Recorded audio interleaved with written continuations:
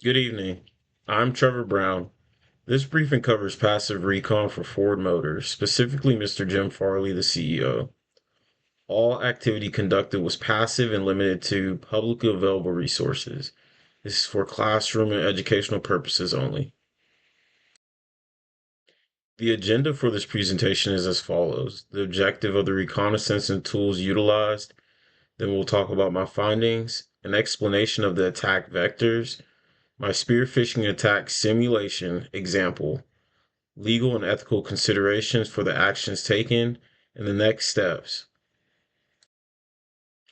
The objective of this lab was to identify the public attack surface available for Ford Motor and one C-suite officer to prepare for an authorized penetration test.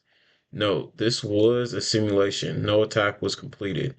The tools utilized were Maltego, OSINT tools, LinkedIn, the Ford Motor Newsroom webpage, and Whois searches. I'm currently in the passive reconnaissance phase of the cyber operation. All information is gathered using public resources without scanning or probing any systems.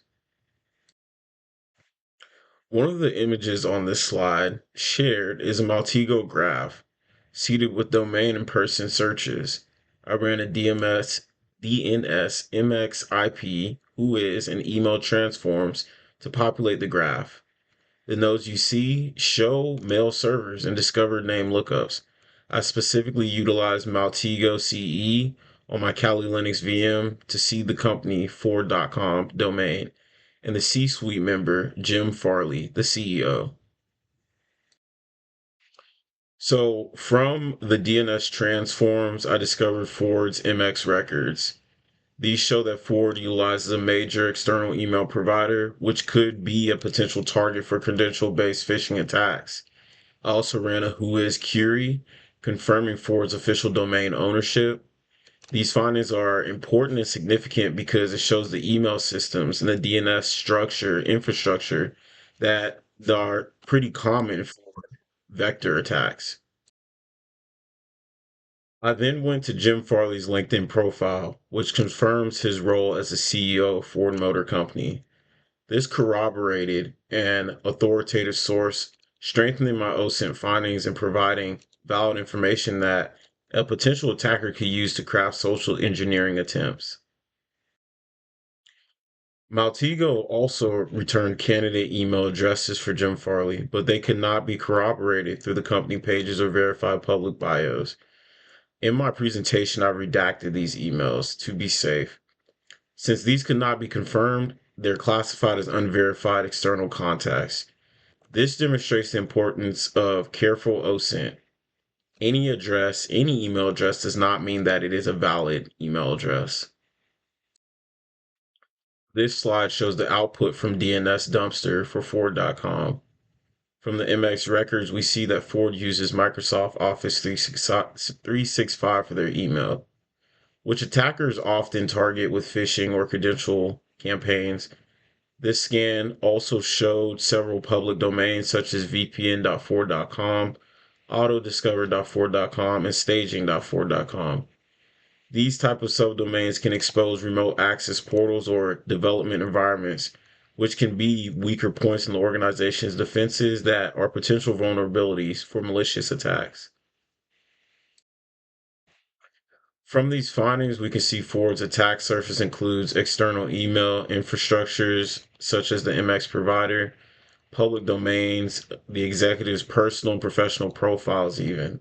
These can provide some entry points for attackers to create phishing campaigns or credential spraying attacks or opportunities, and potential to exploit misconfigured web services.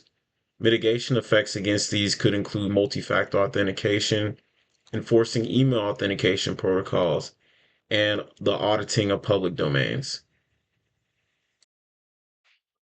As part of the lab, I created a spear phishing simulation concept.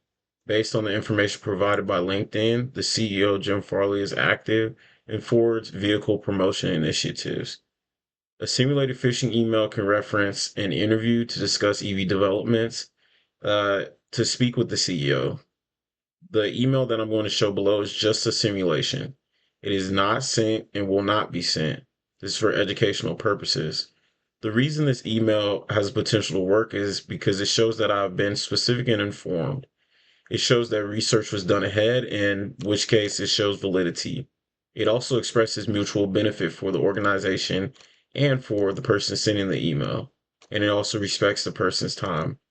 Finally, I stated that I'm not looking for a job and provide a clear action for what I am requesting. All of these items can show a level of confidence building that I'm trying to have in the recipient to build their trust within me, to improve their willingness to support what they do not know is malicious intent. Again, simulated. It is important to emphasize that all of this work was passive and public. Any active probing or exploitation will require a written rule of engagement and a signed legal authorization from the organization. From a Christian perspective, ethical penetration testing should respect the dignity of other people, should look to protect their information, and promote a stewardship of technology. This directly falls in line with Philippians 2:4, which states, each of you should look not only to your own interests, but also to the interests of others. An ethical hacker tests for the benefit of the owners and the users to protect their information from malicious activity. The goal of ethical hacking is not to harm, but to protect. So, in conclusion, passive OSINT identified Ford's email infrastructure, subdomains, and information about their executive, their CEO. These findings demonstrate how attackers can begin to target the organization, but also show how penetration testers, the defenders, can proactively secure against these threats. Next steps for an ethical hacker authorized to support would be to validate the email addresses, perform an active control under the ROE, and communicate guidance and report exposed vectors to the owner. Thank you for listening.